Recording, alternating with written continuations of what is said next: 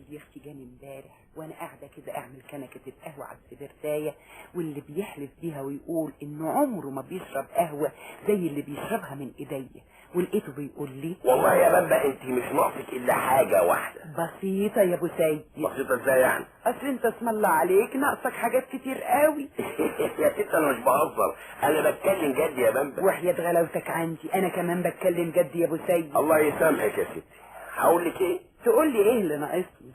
هقول لك يا ستي، انت ناقصك تعرفي القرايه والكتابه. وحياتك يا اخويا وملك عليا يمين، انا عقلي بقى قد اللي بيقروا ويكتبوا 10 مرات. لو الكلام ده حقيقي يا بابا، بعد ما تتعلمي القرايه والكتابه عقلك هيبقى قدهم 100 مره. يا اخويا بعد ما شاف ودوا الكتاب. وماله يا بابا؟ هو انت في ديك الساعه انك تقعدي تقري الجورنال بدل ما تجيبي حد يقرا لك الاخبار؟ ولا تقعدي تعملي حساباتك بنفسك بدل ما يغلطوك البياعين والبقالين؟ واذا كنت رايحه مشوار ولا حته تقدري تقري يافطه الشوارع ولا نمر الاتوبيسات من غير ما تسالي اللي يعرف واللي ما يعرفش. ثم اذا احتجتي تكتبي جواب كمان يا بامبا ما تضطريش تروح العرض حلقي وتديله السوق الفلاني، ثم اذا جالك جواب تقريه ولا حدش يعرف يقراه الا انت ومحدش يعرف اسرارك، ولا ايه يا بامبا؟ وحياتك يا اختي ولا سالت في كلامه. يا اخويا سيبني في حالي، انا كفايه عليا شغل البيت. وقمت يا حبيبتي اروح السوق عشان اشتري خضاري ولحمتي. رحت يا اختي البياع الخضار واخدت منه اسم الله عليك 2 كيلو بطاطس وكيلو قوطه وشويه خضار للسلطه. وطلعت يا اختي جنيه من جيبي، لقيت الراجل بيرجع لي منه قروش. يا خبر ايه ده يا راجل ده؟ قعد يا اختي يحسب لي حسبته ولا حسبة بير ما اسم الله عليكم. وبقيت يا حبيبتي احسب على صوابعي واحسب في دماغي اني يا اختي اعرف الحسبه وحياة غلاوتكم ابدا.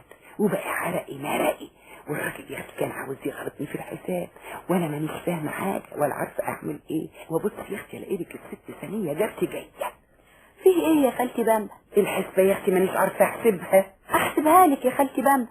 وحياتك يا حبيبتي وفي لحظه بصيت لقيتها جمعت وطرحت وضربت وقالت لي اختي على الحساب بالتمام والكمال.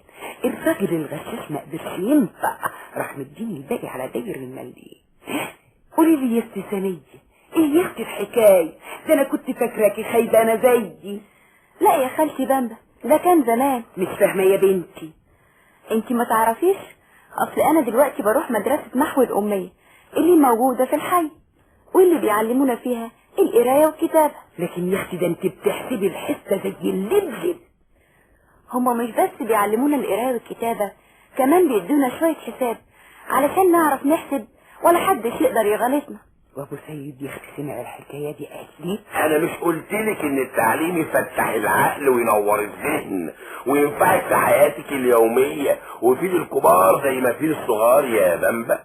وحياتك يا اختي والكلام دخل في دماغي، ومن النهارده هروح اسال على مدرسه محو الاميه اللي موجوده في الحي بتاعنا دي تبقى فين عشان اتعلم ومخي يتنور ولا حدش يغلطني ولا يضحك عليا.